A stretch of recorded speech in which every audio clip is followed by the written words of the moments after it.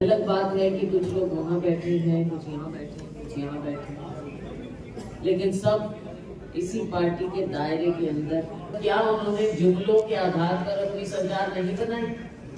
उनका तो आधार ही जुमला था, जो खुद इन्होंने सर्टिफाई किया। माननीय गृह मंत्री जी से जब पूछा गया चुनाव के बाद कि आपने तो 15 लाख की बात कही, आपने ऐसा कहा, तो उन्होंने कहा ये तो चुनावी जुमला था। जिस अपोजिशन के मेंबर्स को सदन से बाहर किया गया और बिल मनमानी से पास किए गए, क्योंकि आपको पता है लोकल बात में अगर एक नाम भी रह गया ना, आज जब नाराज नहीं करेंगे किसी को, तो आप प्लीज मेक श्योर। बहुत बहुत आपका धन्यवाद। मैं बताना चाहूंगी कि 2022 में राहुल गांधी जी ने पीड़ा उठाया। हालात को देखते हुए, देश के हालात को देखते हुए कि हम देश को जोड़े, लोगों को जोड़े, समाज को जोड़े। भारत जो एक है, हर धर्म, हर जाति, अलग जगह जगह के लोग, हम भारत के एक सूत्र में बांधे। तो उन्होंने भारत जोड़ो यात्रा शुरू की थी सितंबर 2022 से, और जनवरी 2023 तक श्रीनगर में चली। श्रीनगर में इसका समापन हुआ 30 जनवरी 2023 को। तो इतना लंबा सफर, 3500 किलोमीटर से ज्यादा सफर उन्होंने पैदल तय किया। अपने यहाँ से भी गए, हजारों लोग थे उनके साथ। एक मकसद हमारा हल हुआ, लोगों में बहुत अच्छी भावना आई। पहली बार किसी राजनीतिक नेता ने ऐसा कार्य देश में किया। लोगों की बहुत डिमांड रही जगह जगह से कि राहुल जी आपने साउथ से नॉर्थ किया है, दक्षिण से उत्तर, लेकिन अब ईस्ट वेस्ट भी करना चाहिए। तो सबके आग्रह पर राहुल जी से हमने CWC में हमारे अध्यक्ष जी ने, खड़गे जी ने आग्रह किया कि मैं सबकी ओर से प्रस्ताव रखता हूं कि राहुल जी पूर्वोत्तर से पश्चिम तक एक और पदयात्रा करें, एक और यात्रा करें। तो समय का थोड़ा था, 6500 किलोमीटर है, तो फैसला हुआ कि वो बस से पद यात्रा मिला जुला करके 6500 किलोमीटर से ज्यादा ये यात्रा। और आपने देखा कि मणिपुर से शुरू हुआ। मणिपुर ऐसा राज्य है जहां पर इतनी ज्यादा टेंशन रही, दुनिया ने देखा कैसी एट्रोसिटीज हुई, कितने गलत काम हुए, लेकिन माननीय प्रधानमंत्री जी वहां कभी नहीं गए, कभी मलहम लगाने का काम वहां नहीं किया। राहुल जी पहले भी गए, उन्होंने यात्रा की और बहुत ही अमन चैन शांति से हर जगह वो गए।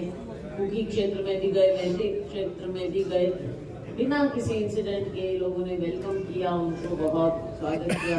यात्रा चली, आसाम में पहुंचे, वहां भारतीय जनता पार्टी की सरकार, उनका रवैया आपने देखा कि कैसे हमारे लोगों पर लाठी चार्ज किया गया और FIR की। राहुल जी जैसे हमारे नेता पर FIR कर रहे हैं वहां की राज्य सरकार। आप उनकी सोच देख सकते हैं, भारतीय जनता पार्टी की क्या सोच है। लेकिन राहुल जी पीछे हटने वाले नहीं हैं। वो अपनी यात्रा, भारत जोड़ो न्याय यात्रा, आज के दिन न्याय की जरूरत है। 10 साल हो रहे हैं भारतीय जनता पार्टी की केंद्र सरकार हमारे देश में अमीर हो गया है। अंबानी, अडानी जैसे लोग एक तरफ जहां दुनिया के टॉप मोस्ट सबसे रिचेस्ट लोगों में गिने जाते हैं, वहां दूसरी ओर हमारे यहाँ बेरोजगारी इस कदर बढ़ती चली गई है, महंगाई इतनी बढ़ रही है। बहुत सी चीजें हैं जिन पर पर्दा डाला जाता है, आम नागरिक की व्यथा सामने नहीं आती। मीडिया को भी कंट्रोल किया जाता है, रोका जाता है किसी लेवल पर। लोकतंत्र की बात करें, संसद में आपने देखा पिछले दिनों सत्ता पक्ष ने संसद चलने नहीं दिया, विपक्ष को इतने ज्यादा ऑपोजिशन के मेंबर्स को सदन से बाहर किया गया और बिल मनमानी से पास किए गए। ये एक अच्छे हेल्दी लोकतंत्र की निशानी नहीं है। लोकतंत्र में विपक्ष की बात को हमेशा उठने का मौका भी दिया जाता है और उनकी एक आवाज उठाने का उनका एक अधिकार भी होता है। और जब याद दिलाना चाहूंगी, पहले जब हमारी सरकार थी उस समय इन्हीं के नेता जेटली जी जब सदन नहीं चलने देते थे और हम उनसे कहते थे कि सदन चलने दीजिए, तो वो कहते थे कि सदन ना चलने देना भी ऑपोजिशन का अधिकार और ये भी प्रोटेस्ट का तरीका है, ये इनके अपने नेता कहा करते थे। और आज अगर हम अपनी आवाज उठाना चाहें विपक्ष में तो बाहर कर दिया जाता है। राहुल जी खारगे जी बोल रहे हैं तो माइक ऑफ कर दिए जा रहे हैं, सबने देखा, दुनिया ने देखा। तो राहुल जी आज निकले हैं कि न्याय दिलाएं हम लोगों को, उनके न्याय की आवाज उठाएं, असली मुद्दों को जो ढका जा रहा है उनको उठाएं। चलते जा रहे हैं लोग, जुड़ते जा रहे हैं। अब उनका संदेश और हमारे अध्यक्ष मल्लिकार्जुन जी खड़गे का संदेश लेकर हम सभी लोग निकले हैं जमीन पर काम करने के लिए, संदेश को लोगों तक पहुंचाने के लिए। हम यात्रा कर रहे हैं, अनेकों कार्यक्रम चल रहे हैं प्रदेश में, अपने अपने ढंग से लोगों के बीच में जाकर हम कांग्रेस पार्टी का संदेश भेज रहे हैं, दे रहे हैं और लोगों की बात सुन रहे हैं, ताकि हमको जहां जिस उचित फोरम पर, आप जैसे फोरम पर उठानी पड़े, हम लोगों की बात को उठाते हैं। तो हम सभी लोग इस यात्रा में निकले हैं, हमारे कई जगह कई जिले हो चुके हैं, कुछ और करेंगे। समय जरूर थोड़ा कम है तो उसको मद्देनजर रखते हुए हम कार्यक्रम, अब देखते हैं रात को लोग 11-11 बजे तक इंतजार करते हैं, कई जगह हम 5-6 घंटा लेट पहुंचते हैं, लेकिन लोगों का प्यार कांग्रेस पार्टी के प्रति और राहुल जी का और खड़गे जी का संदेश सुनने के लिए लोग बड़ी संख्या में, और संख्या और उत्साह दोनों चीजें हैं वो लेकर आते हैं। चाहे देश की बात करें या राज्य की बात करें, मुद्दे बहुत हैं और इन मुद्दों से ध्यान भटकाया नहीं जा सकता। आज हम जहां बैठे हैं माननीय मुख्यमंत्री जी की नगरी है, सीएम सिटी कहा जाता है, लेकिन सीएम सिटी के हाल हमने देखे हैं, सड़कें बाढ़ दी गई हैं, कहीं सीवर के नाम पे, कहीं कुछ नाम पर। जितना बड़ा भ्रष्टाचार, दुख की बात है पूरे राज्य के लिए कि सीएम सिटी में हुआ, आज तक उस पर पता नहीं हुआ। घोटाले पर घोटाले पूरे राज्य में हुए, आज तक वो अंजाम तक नहीं पहुंचे। सीएम सिटी में जब करप्शन हुआ, इतना बड़ा घोटाला, इतनी बातें उठाई, कांग्रेस ने उठाई, सड़क पर उतर कर उठाई, लेकिन अगर उसमें कुछ कार्रवाई नहीं होती है तो हम क्या समझे कि सरकार छुपाना चाह रही है, और अगर छुपाना चाह रही है तो क्यों छुपाना चाह रही है। आप मीडिया के लोग हैं, हमारे से ज्यादा समझदार हैं, क्योंकि आप लोगों के बीच में जमीन पर लोगों की बात सुनकर, देखकर रिपोर्टिंग करते हैं, आपको ज्यादा मालूम। जब खुद माननीय मुख्यमंत्री जी के अपने गृह जिले में इतना भ्रष्टाचार हो तो आप सोच सकते हैं कि पूरे राज्य में क्या हाल होगा। यहाँ के कितने लोग हमारे साथियों के साथ मिलकर अलग अलग मुद्दे, हम आए थे पीछे, किरण जी थे, रणदीप जी थे, मैं थी, हमारे सभी साथी, हमने तपती धूप में यहाँ पर पद यात्रा की। बहुत मुद्दे, तरतीब, प्रॉपर्टी आईडी, परिवार पहचान पत्र, जो आम नागरिक को त्रस्त कर रहे हैं, तंग कर रहे हैं, दुखी कर रहे हैं, और उसको ठीक करने का कोई आसान तरीका नहीं नजर आता। और उस समय जब हमने कहा था कि जो कंपनी है ये गलत काम हो रहा है, ये भ्रष्टाचार है, उस समय सरकार ने, लेकिन बाद में वही हुआ जो हम कहते थे, वो कंपनी ब्लैकलिस्ट की गई। वो दिनों ने पाया कि ब्लैक हुआ है।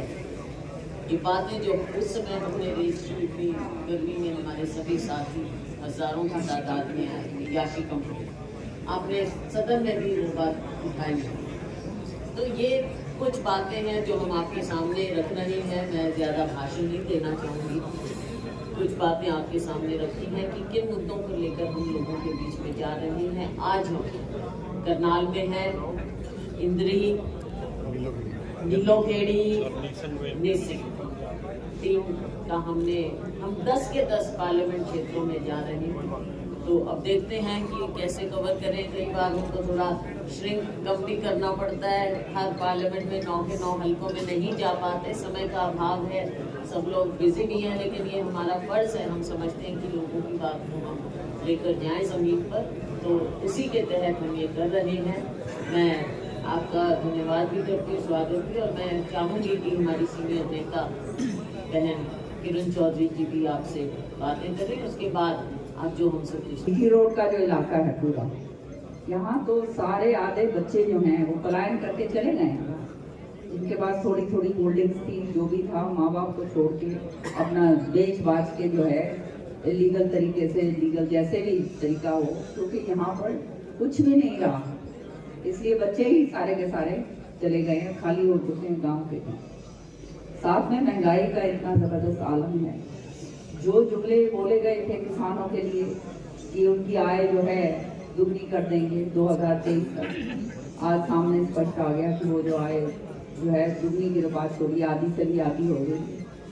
तो इसी तरह से महंगाई का जो आलम है, गैस के सिलेंडर जो हैं जो 400 रुपये के थे 1150 रुपये के आए, और अब जो है चुनाव के कारण जो है बेशक कम कर दिया हो, लेकिन आने वाले समय में फिर बढ़ाए जाएंगे। तो इसी तरह से सारी की सारी चीजें जो व्यापारी भाई है, छोटा व्यापारी है, उसका काम वैसे चौपट हो गया है। जीएसटी के कारण कानून व्यवस्था पूरी तरह से ठप हो चुकी है, और जो विकास के कार्य होते हैं वो तो आप देख ही रहे हैं, आपकी सिटी है, सीएम सिटी जिसको कहते हैं। तो सच्चाई ये है कि लोग जो हैं अब पूरी तरह से विमुख ही नहीं, बहुत जो है बुरे हाल के अंदर लोग आ गए। तो ये यात्रा जो हमने निकाली है, ये सोच के कि हम लोगों के, शैलजा जी ने, मैंने और अमित जी ने, कि लोगों के बीच में राहुल जी का संदेश हम लेकर जाएं कि किस तरह से अब जो है समय आ गया है अपने आप को न्याय मांगो। तो ये न्याय यात्रा, संदेश यात्रा कांग्रेस की जो है हम निकाल रहे हैं। हर एक कॉन्स्टिट्यूंसी में, हर एक, जैसे शैलजा जी कहा, कई जगह नहीं भी जा पा रहे क्योंकि समय का अभाव है, लेकिन कोशिश ये है कि पूरे के पूरी 10 की 10 लोकसभा की जो सीट है उनको हम कवर करेंगे। एमएलए साहिबान, पूर्व एमएलए साहिबान सब हमारे साथ हैं, और आप देख रहे हैं कि कितनी जबरदस्त ऊर्जा लोगों के अंदर है, कितना जोश लोगों के अंदर है। रात को 11-11 बजे तक जो है प्रोग्राम्स जो है 8-8, 9-9 घंटे डिले हो रहे हैं, पर फिर भी लोग वहाँ पर खड़े हैं। तो आप समझ सकते हैं कि कितना जबरदस्त यहाँ पर पूरा का पूरा लोगों के अंदर रोष है। तो इसी चीज को आगे बढ़ाने के लिए, लोगों को समझाने के लिए कि लोकसभा के अंदर 10 की 10 सीटें जो हैं कांग्रेस को दीजिए, ताकि आने वाले टाइम में ये जो इन्होंने अनियमितताएं, जिस तरह की उल्टी पुल्टी जो योजनाएं जो आपके ऊपर ढाल रखी हैं, दाग रखी हैं, पहचान पत्र की, फैमिली आईडी, प्रॉपर्टी आईडी की, और अन्य जो हैं जो इन्होंने झूठे वायदे करे थे 5100 रुपये पेंशन की, ये सारों को पूरी तरह से दूर कर। धन्यवाद। कांग्रेस में प्रदेश में 2 गुट हैं, ये कार्यकर्ता भी आपस में बात करते हैं। क्या इस यात्रा का मकसद ये है कि भूपेंद्र सिंह हुड्डा गुट को कमजोर किया जाए?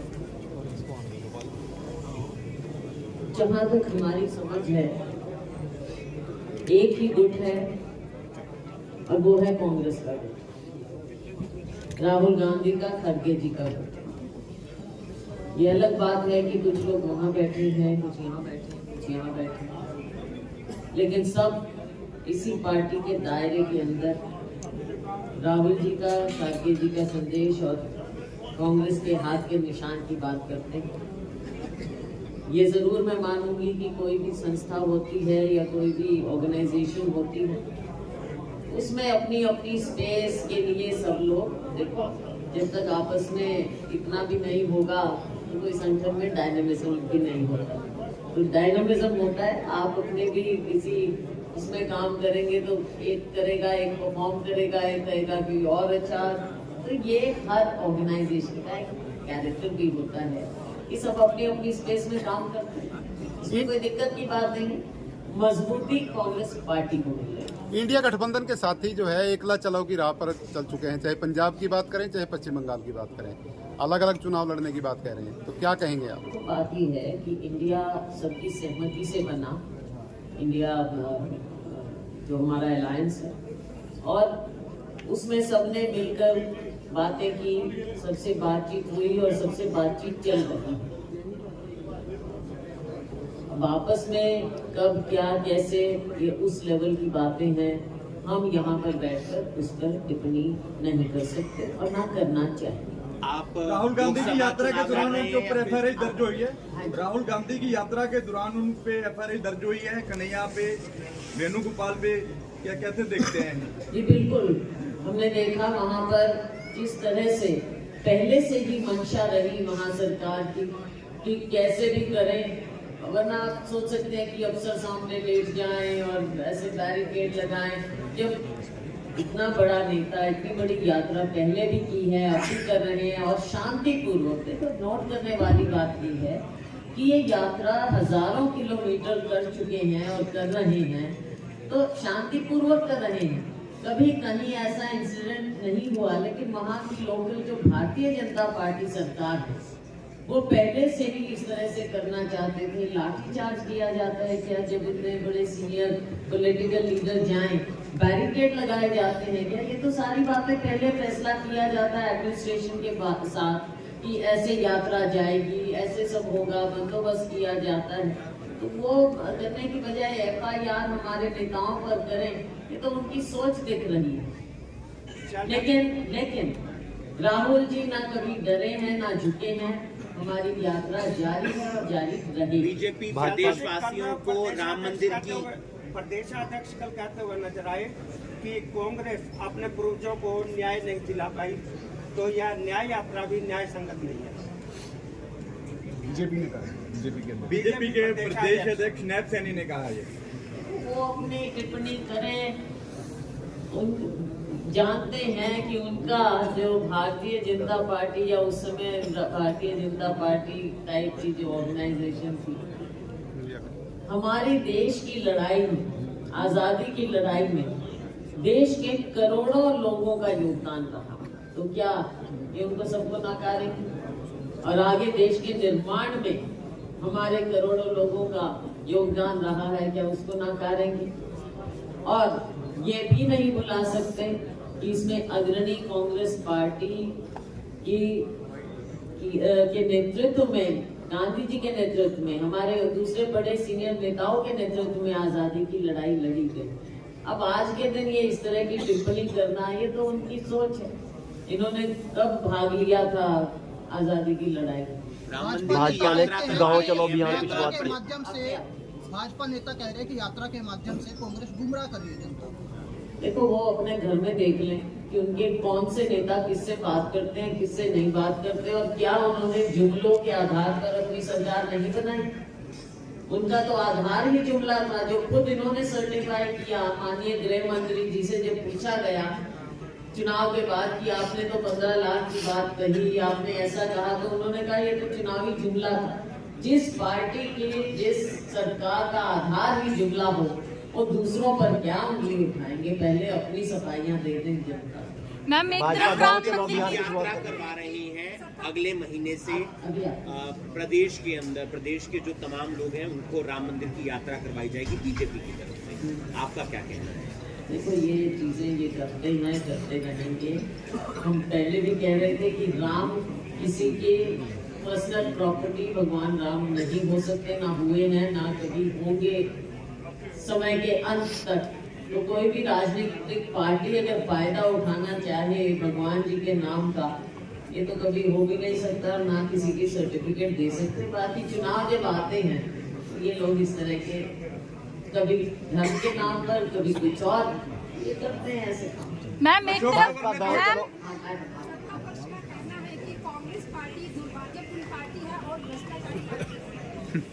इसका जवाब हम अपने गिरबान में।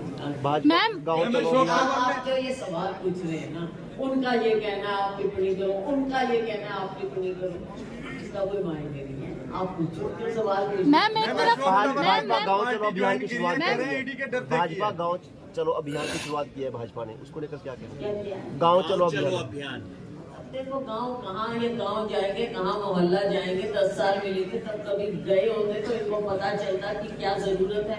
और क्या पदहाली है। अब जाएंगे देखेंगे क्या 10 साल में इन्होंने प्रदेश को कहां से कहां पहुंचा दिया है, देश को कहां से कहां पहुंचा दिया है। लोग इनको जवाब दे देंगे। लोगों में जाने की हिम्मत तो करें।